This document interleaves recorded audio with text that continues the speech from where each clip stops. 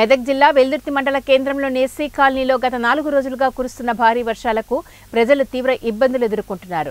గత సంవత్సరం భారీ వర్షాలకు ఎస్సీ కాలనీకి చెందిన 15 మంది నివాస గృహాలు ధ్వంసం కావడంతో ప్రభుత్వం కాలనీలోని ఎస్సీ హాస్టల్లో వారికి నివాసాన్ని కల్పించింది.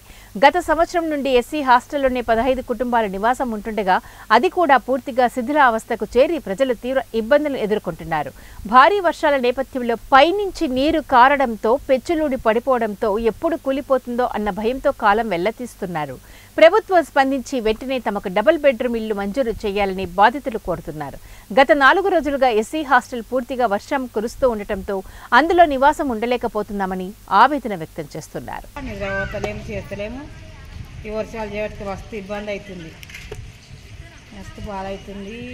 తెలంగాణ పిల్లలు కూర్చుంటే అవుతుంది, నిద్ర పడతలేదు, ఏం పడతలేదు. పురుచుకుంటా మనది అలవాటే. ఇంట్లో ఇరుగులు ఇంట్లోకి నిలబెట్టుకుంటా కూర్చుడు పిల్లలు కూర్చుంటే అవుతుంది. అంత వర్షాలు మస్తు బాధ. డబుల్ బెడ్రూమ్ ఇస్తాం మన ఇస్తలేరు. ఇల్లు కూడా కొట్టిన మాకు ఇల్లు కట్టించిన వాళ్ళు ఇవ్వలేరు. మాకు జాగు చూపిస్తామని జాగు చూపించారు.